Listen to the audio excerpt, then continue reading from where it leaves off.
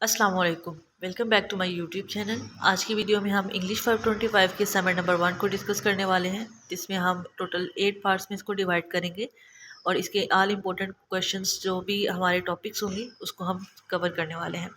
तो topic number 1 है हमारे पास पर्पज़ ऑफ असाइनमेंट। हमारे पास पर्पज़ क्या है असाइनमेंट का। अगर आप इस असाइनमेंट को करते हैं यानी आप थ्रू आउट अपने रिसर्च में क्या क्या चीज़ें सीखने वाले हैं। सबसे पहले तो आप अपने एक रिसर्चेबल टॉपिक को सीखेंगे कि किस तरह से एक स्टूडेंट जो है वो एक टॉपिक को सेलेक्ट करता है और किस तरीके से वो अपने रिसर्च ऑब्जेक्टिव्स को बनाता है, रिसर्च क्वेश्चंस को कैसे बनाता है और उसका कैसे स्ट्रक्चर बनाता है। ठीक है। उसके बाद हमारे पास जो भी लिटरेचर होगा, ऑलरेडी जो स्टडीज़ हो चुकी हैं, उसको कैसे एनालाइज करता है और उसके बाद अपनी रिसर्च को, अपने आर्टिकल को कैसे डिज़ाइन करता है। तो थ्रू आउट द असाइनमेंट आप लोग ये 4 चीज़ें जो हैं वो सीखने वाले हैं। पार्ट नंबर 2 हमारे पास है टाइटल। टाइटल में हम देखते हैं कि हमारे पास आपकी जो भी रिसर्च का टाइटल होगा, आपने अभी प्रोजेक्ट आपका स्टार्ट हो चुका है, बहुत सारे स्टूडेंट्स को टाइटल्स जो हैं वो उनके असाइन कर दिए गए हैं, यानी टॉपिक्स जो हैं वो असाइन कर दिए गए हैं, पेयर मेंबर्स जो हैं वो बना दिए गए हैं। कुछ ऐसे इंस्ट्रक्टर्स होते हैं जो कि आपको कहते हैं कि आप खुद अपना टॉपिक चूज़ करें। तो उसके लिए आप लोगों ने क्या करना है, ये 4 आपकी जो है वो इम्पोर्टेंट पॉइंट्स हैं जिसको आप लोगों ने मद्देनज़र रखना है अपने टाइटल को चूज़ करते हुए। अगर आपके टीचर ने आपको कहा है कि आप अपना टॉपिक खुद चूज़ करें, तो आपने ये 4 चीज़ें ज़हन में रखनी है। सबसे पहले आपने उसका एक्शन देखना है, वेरिएबल्स, सब्जेक्ट और पॉपुलेशन। पॉपुलेशन में आपके सिटी आ जाएगा, आपका कंट्री आ जाएगा। ठीक है। और मोस्टली पॉपुलेशन में आपका सिटी ही मेंशन किया जाता है। ठीक है। उसके बाद सब्जेक्ट में आप कौन सी चीज़ के ऊपर करना चाह रहे हैं। ठीक है। आप स्कूल के ऊपर करना चाह रहे हैं, आपकी कॉलेज के ऊपर स्टडीज़ है, आपकी किसी भी सोशल मीडिया के ऊपर स्टडीज़ हैं, आपके ग्राफिटी के ऊपर स्टडीज़ है, वो चीज़ यहाँ पे आ जाती है। वेरिएबल्स में आप सेलेक्ट करते हैं, आपका इंडिविजुअल्स के ऊपर है, बच्चों के ऊपर है, बड़ों के ऊपर है, एडल्ट्स में है, कैसे है वो चीज़ आप वेरिएबल्स में लिखते हैं। और एक्शन में आपने अपना मेथड लिखना होता है। लाइक आपने डिस्कोर्स एनालिसिस करना है या आप क्रिटिकल डिस्कोर्स एनालिसिस करने वाले हैं, तो ये चीज़ें आपने लिखनी होती हैं। लेकिन यहाँ पे एक और चीज़ आप लोगों को बता दूँ कि आपने ये चीज़ ध्यान में रखनी है कि आपकी जो टॉपिक्स हैं वो मोस्टली आपके टीचर्स असाइन कर देते हैं। ठीक है। तो आप लोगों को इतना खपने का पाने की ज़रूरत नहीं है। अगर आपको टीचर्स ये ऑप्शन दें कि वो आपको खुद असाइन कर दें, तो आप उनको बोल लें कि आप वो आपको खुद ही टॉपिक दें, क्योंकि ये चीज़ जो है वो आपको फिर टीचर से अप्रूव करवानी पड़ती है, जो कि एक टाइम टेकिंग प्रोसेस है। पार्ट नंबर 3 की तरफ मूव करते हैं, जिसमें हम रिसर्च ऑब्जेक्टिव के ऊपर बात करने वाले हैं। रिसर्च ऑब्जेक्टिव में बेसिकली हमारे पास 3 चीज़ें ज़हन में रखी जाती हैं। सबसे पहले तो उसका स्टार्ट जो है वो एक्शन वर्ब से होता है, लाइक टू के लफ्ज़ से स्टार्ट किया जाता है। ठीक है। उसके बाद सेकंड नंबर पे हमारे पास 3 चीज़ें जो मेनली देखी जाती हैं, वो फोकस है, एस्पेक्ट है और टारगेट पॉपुलेशन है। और हमारे पास मैक्सिमम जो लिमिट होती है ऑब्जेक्टिव्स की, वो 2 होती है। ठीक है। विच यूनिवर्सिटी के अंदर आपको जो ऑब्जेक्टिव्स करवाए जाते हैं वो मैक्सिमम 2 लिखवाए जाते हैं। ज़्यादातर 1 या 2 ही ऑब्जेक्टिव्स जो हैं वो होते हैं। और इसमें हर एक ऑब्जेक्टिव के अंदर 15 से 20 इस वर्ड्स जो हैं वो इस्तेमाल किए जाते हैं। और इसका स्टार्ट जो है वो हमारे पास एक्शन वर्ब से होता है, like to analyse, to investigate, to evaluate, to identify. कुछ इस तरीके से हमारे पास होते हैं। और अगर हम ऑब्जेक्ट ऑफ द स्टडी की बात करें, तो थीम्स ऑफ अलाइनेशन, अब आप इसको ज़रा पीछे से बनाएं तो देखें, to analyse the themes of alienation. ठीक है। रिसर्च ऑब्जेक्टिव्स जो है वो असाइन किए जाते हैं। हमारा पार्ट नंबर 4 है रिसर्च क्वेश्चन। रिसर्च क्वेश्चन में हमारे पास सेम एज इट इज़ जो रिसर्च ऑब्जेक्टिव है, रिसर्च ऑब्जेक्टिव में हमने देखना होता है कि क्या हमारा मकसद है इस स्टडी को कंडक्ट करने का। अगर आपकी स्टडी है कि एक कॉलेज के अंदर जो एडल्ट्स हैं उनको इंग्लिश में, इस इंग्लिश लर्निंग में क्या प्रॉब्लम आती है, तो आपकी वो स्टडी का मकसद है, आप ये देखना चाहते हैं कि कॉलेज के अंदर होते हुए भी स्टूडेंट्स जो हैं वो इतने हायर ग्रेड्स में जाके भी उनको इंग्लिश लर्निंग में क्यों प्रॉब्लम आती है। ठीक है। और रिसर्च क्वेश्चन क्या होता है, ये आपकी स्टडी को एक डायरेक्शन होता है, एक गाइड होता है कि आप इस थ्रू आउट स्टडी में क्या चीज़ जो है वो सर्च करने वाले हैं। ठीक हो गया। तो इसमें भी 15 से 20 लफ्ज़ इस्तेमाल किए जाते हैं और इसकी मैक्सिमम लिमिट जो है वो 1 से 2 जो क्वेश्चन होते हैं वही होते हैं। ठीक है। और इसका स्टार्ट जो है वो हमारे पास what, how, why, to what extent इन लफ्ज़ों से होता है। ठीक है। नेक्स्ट हमारे पास पार्ट नंबर 5 है, जिसमें है हम लिटरेचर रिव्यू को रिसर्च करने वाले हैं। लिटरेचर रिव्यू क्या होता है? लिटरेचर रिव्यू क्या ये होता है कि हमारे पास ऑलरेडी स्टडीज़ मौजूद है। आप कोई भी टॉपिक ले लें, उसके ऊपर ऑलरेडी स्टडीज़ मौजूद होंगी। उन स्टडीज़ को आपने समराइज़ करना होता है। आपने अपने एग्जिस्टिंग रिसर्च के अंदर उसको समराइज़ करना होता है। जो भी चीज़ें ऑलरेडी हमारे पास मौजूद हैं, हमने उनको समराइज़ करना होता है और उसके बाद हमने ये देखना होता है कि हम इसके अंदर क्या एडिशन कर सकते हैं। इसके अंदर कौन सी चीज़ है जो चीज़ डिस्कस नहीं की गई है और वो हम अपनी रिसर्च के ऊपर जो है ना वो मतलब स्टडी करेंगे। लाइक आपने एक टॉपिक चूज़ किया है, जो मैंने पहले एग्जांपल दी कि आप कॉलेज के अंदर जो स्टूडेंट्स हायर ग्रेड में आते हुए भी स्टूडेंट्स जो हैं वो अपनी इंग्लिश लैंग्वेज को क्यों नहीं सीख पाते हैं। ठीक है। वो फ्लुएंसी के साथ क्यों नहीं बोल पाते।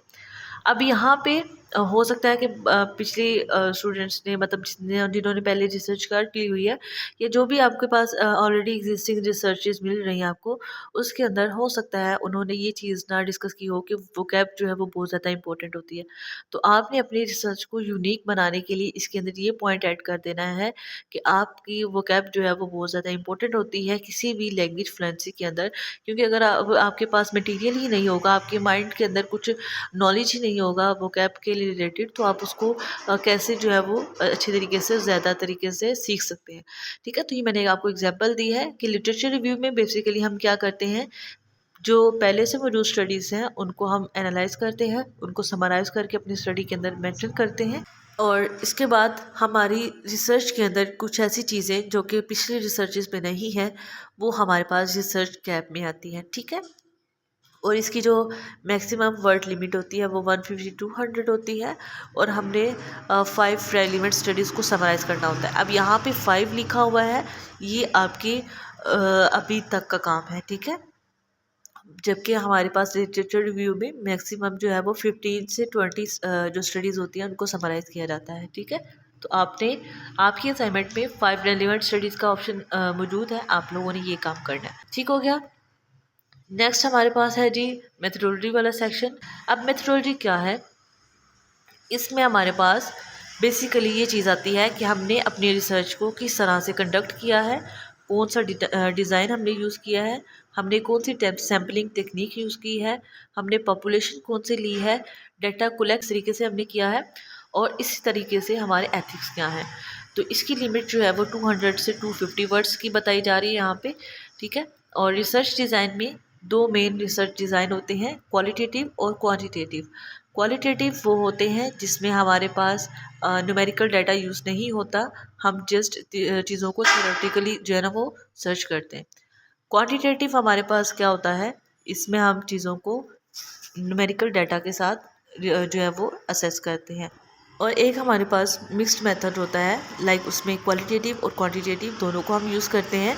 इसका क्या फ़ायदा होता है, इसमें कुछ ऐसे टॉपिक्स होते हैं जिसमें हमारे पास क्वालिटेटिव और क्वांटिटेटिव दोनों बैक वक्त यूज़ होते हैं, यानी दोनों एक साथ पे यूज़ होते हैं। उसके बाद हमारे पास रिसर्च मेथड है जिसमें हम सर्वे कर सकते हैं, इंटरव्यू कर सकते हैं, एक्सपेरिमेंट कर सकते हैं और कंटेंट एनालिसिस कर सकते हैं। अब सर्वे एंड इंटरव्यूज़ जो हैं, सर्वे जो है वो बेसिकली हमारे पास क्वांटिटेटिव मेथड में यूज़ किया जाता है, इंटरव्यू हमारे पास क्वालिटेटिव में भी आ जाता है, क्वांटिटेटिव में भी आ जाता है। एक्सपेरिमेंट जो है वो हमारे पास क्वालिटेटिव में आता है, क्वांटिटेटिव बोथ में आ जाता है और कंटेंट एनालिसिस हमारे पास क्वालिटेटिव में आता है। ठीक है। हमने यहाँ पे बेसिकली मेंशन करना होता है कि हम क्या मेथड यूज़ करने वाले हैं, हमारे ये डिज़ाइन के ऊपर जो है वो हमारा पर डिपेंड करता है। क्वालिटेटिव है तो हम थ्योरेटिकल वे में जाएंगे, यानी कंटेंट एनालिसिस में जाएंगे या डिस्कोर्स एनालिसिस में जाएंगे। जबकि अगर हम क्वांटिटेटिव की बात करें तो हम सर्वेज वगैरह कंडक्ट करते हैं। ठीक है। या फिर इंटरव्यूज़ वगैरह जो है वो कंडक्ट किए जाते हैं। अच्छा जी, नेक्स्ट हमारे पास पॉपुलेशन एंड सैम्पलिंग है। पॉपुलेशन क्या है, आप इसकी एग्जांपल ये ले लें कि एक हमारे पास एक बहुत बड़ा बॉक्स है और उसके अंदर से हमने एक छोटी सी चीज़ जो है वो लेनी है। बॉक्स के अंदर फॉर एग्जांपल कोई एक जैसी सारी चीज़ें पड़ी हुई हैं और हमने उसके अंदर से एक चीज़ सेलेक्ट की है और उसके ऊपर हम रिसर्च कर रहे हैं। लाइक अगर आप देखें, आपने पूरे फॉर एग्जांपल हम एक लाहौर शहर ले लेते हैं। लाहौर हमारे पास क्या है, पॉपुलेशन है। अब हमारे पास लाहौर के अंदर बहुत सारे कॉलेजेस होंगे। अगर हम हर एक कॉलेज के ऊपर जो है वो रिसर्च करने बैठ जाएं तो फिर तो हमारी थ्रू आउट लाइफ हम रिसर्च करते रह जाएंगे। ठीक है, तो हमने एक सैंपल लेना होता है। ठीक है, हम क्या करते हैं, पॉपुलेशन हम अपनी लाहौर सेलेक्ट कर लेते हैं और उसमें एक कॉलेज को सिलेक्ट करते हैं एज अ सैंपल। ठीक है, और उसी के ऊपर हम अपनी पूरी रिसर्च को कंडक्ट करते हैं और इस बेस पे करते हैं कि हमारे बाकी कॉलेजेस में जो है वो यही डाटा, यही तरीक़ेकार इस्तेमाल किया जा रहा है। ठीक है, आई होप कि आप लोगों को ये कॉन्सेप्ट क्लियर हो गया हो। अब सैम्पलिंग जो है इसकी भी काफ़ी सारी टेक्निक्स होती हैं। अगर आप लोग चाहते हैं कि इसकी सैम्पलिंग टेक्निक के ऊपर बात की जाए, क्योंकि ये आपके जब वाइवा होगा तो उसमें ये क्वेश्चंस पूछे जा सकते हैं कि सैम्पलिंग टेक्निक कौन कौन सी होती हैं और आपने ये वाली सैम्पलिंग टेक्निक क्यों यूज़ की है। जो आप अपनी रिसर्च के अंदर बता रहे हैं कि हमने फॉर एग्जांपल रैंडम सैम्पलिंग की है, कन्वीनियंस की है, पर्पसिव की है, तो आप ये वाली चूज़ क्यों कर रहे हैं। अगर आप लोग चाहते हैं कि इसके ऊपर एक डिटेल वीडियो बन जाए तो आप लोग लाजमी मेंशन कीजिएगा कमेंट बॉक्स में। इंशाल्लाह हमारी नेक्स्ट वीडियो जो है वो सैम्पलिंग टेक्निक के ऊपर आएगी, अगर आप लोग कमेंट्स करते हैं तो। सैम्पल साइज़ जो है वो हमारे पास देखा जाता है, मैक्सिमम जो है वो 100 स्टूडेंट्स तक लेते हैं। ठीक है, ताकि आप लोग आसानी से एनालाइज कर सकें। डाटा एनालिसिस टेक्निक्स क्या है, आपने इसमें बताना होता है कि आपने कौन सा डाटा जो है वो किस तरीके से प्रोसेस किया है, जिसमें SPSS एनालिसिस है जो कि क्वांटिटेटिव मेथड में आता है। थीमेटिक कोडिंग है, ये भी हमारे पास क्वांटिटेटिव मेथड में आती है। ठीक है, तो हमारे पास ये चीज़ें आपके टीचर्स एक्सप्लेन कर देंगे आपको कि ये चीज़ें कैसे आप लोगों ने सेलेक्ट करनी है।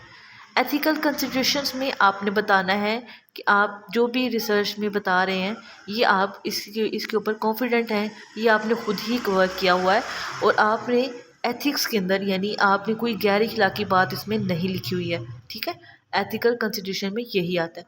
यहाँ पे नीचे इन्होंने एग्जांपल्स भी दी हुई हैं, आप लोग इसको भी सर्च आउट कर सकते हैं। नेक्स्ट हमारे पास है एक्सपेक्टेड आउटकम, जो कि हमारी 525 में जो है फाइनलाइज नहीं किए जाते, ये हमारे पास 526 में फाइनलाइज होते हैं आउटकम्स एंड रेफरेंसेस। सो आप लोगों ने क्या करना है, आउटकम्स में आपने लिखना है जो भी चीज़ें आपने असाइनमेंट नंबर 1 में की होंगी, आपने उसके आउटकम लिख देने हैं। इसमें क्या क्या चीज़ें जो है ना वो आपने निकालनी है और क्या क्या चीज़ें आप लोगों ने समराइज़ की हैं, यानी आपने अपनी जितना भी वर्क किया होगा अभी तक उसको आपने समराइज़ कर देना है। नेक्स्ट हमारे पास रेफरेंसेस का ऑप्शन है। रेफरेंसेस आप लोगों ने कैसे लिखने हैं और किस तरह से आपने रेफरेंसेस को निकालना है किसी भी आर्टिकल को, वो मैं ऑलरेडी जो है वो एक वीडियो अपलोड कर चुकी हूँ। अगर आप लोगों को वो नहीं मिलती है तो मैं अगेन से एक वीडियो अपलोड कर दूँगी रेफरेंस के ऊपर कि आप लोगों ने रेफरेंसेस कैसे निकालने हैं। सैम्पलिंग टेक्निक के ऊपर अगर आप लोग वीडियो चाहते हैं कमेंट्स बॉक्स में लाजमी बताइएगा। अगर रेफरेंसेस के ऊपर चाहते हैं तो भी आप लोगों ने कमेंट्स बॉक्स में लाजमी मेंशन करना है, ताकि हम उसके ऊपर एक अच्छी सी वीडियो जो है वो बना सकें और आसानी के साथ आप लोगों को वो चीज़ें समझ आ जाए। आप लोगों को यहाँ पे गाइड करती चलूँ कि रेफरेंसेस जो है वो हम APS 7th एडिशन में लिखते हैं। ठीक हो गया, तो ये हमारी कंप्लीट असाइनमेंट इंग्लिश 525 का कंप्लीट बैकग्राउंड था। If you found this video helpful please like share and subscribe for more विचुअल यूनिवर्सिटी गाइड्स। मिलते हैं जी अपनी नेक्स्ट वीडियो में नेक्स्ट टॉपिक के साथ। अपने दोस्तों के साथ ये वीडियो लाजमी शेयर कीजिएगा। मिलते हैं जी नेक्स्ट इंपॉर्टेंट टॉपिक्स के साथ जो कि आप लोग कमेंट्स बॉक्स में मुझे बताएंगे। तब तक के लिए अपना बहुत सारा ख्याल रखें। अल्लाह हाफिज़।